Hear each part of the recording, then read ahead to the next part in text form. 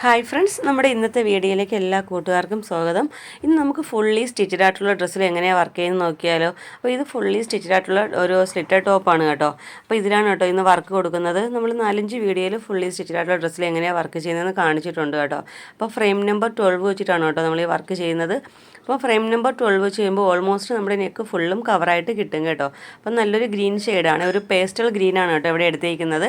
അപ്പോൾ അതിനേക്കാളും കുറച്ചുകൂടെ ഡാർക്കർ ടോണിലുള്ള റൗണ്ട് ബീഡ്സ് ആണ് കേട്ടോ എടുത്തേക്കുന്നത്. 3mm ബീഡ്സ് ആണ് കേട്ടോ ഞാനിവിടെ എടുത്തേക്കുന്നത്. അത് മാത്രമല്ല നമുക്ക് ട്രാൻസ്പെറൻറ്റ് ഷുഗർ ബീഡ്സ് കൂടെ ആവശ്യമായിട്ടുണ്ട് കേട്ടോ. അപ്പോൾ ഈ രണ്ട് മെറ്റീരിയലും വെച്ച് മാത്രമാണ് കേട്ടോ നമ്മൾ ഈ വർക്ക് ചെയ്യുന്നത്. അപ്പോൾ നീഡിൽ നമ്പർ 12 ആണ് എടുത്തേക്കുന്നത്. നോർമൽ സ്വിങ് ത്രെഡാണ് കേട്ടോ എടുത്തേക്കുന്നത്. അപ്പോൾ നമുക്ക് എങ്ങനെയാണ് വർക്ക് ചെയ്യുന്നതെന്ന് കണ്ടാലോ.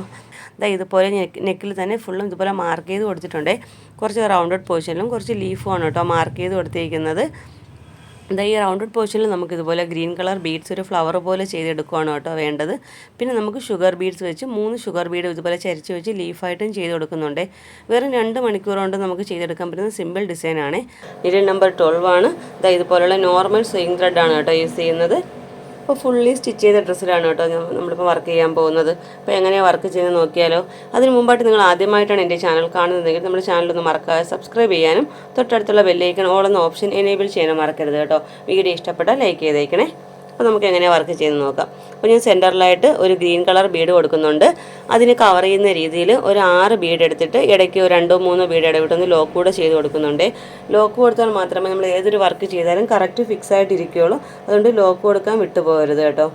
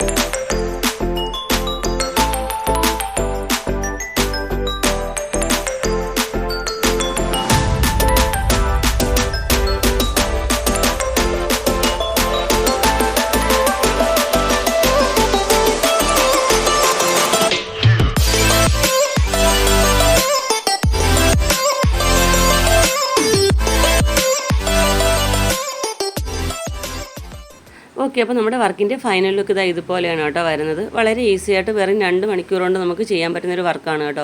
ഞാനിതിപ്പം നെക്കിൽ മാത്രമാണ് കേട്ടോ ചെയ്തേക്കുന്നത്. നമുക്ക് 2 സ്ലീവിൽ വേണമെങ്കിലും ഈ സെയിം വർക്ക് തന്നെ ചെയ്യാം.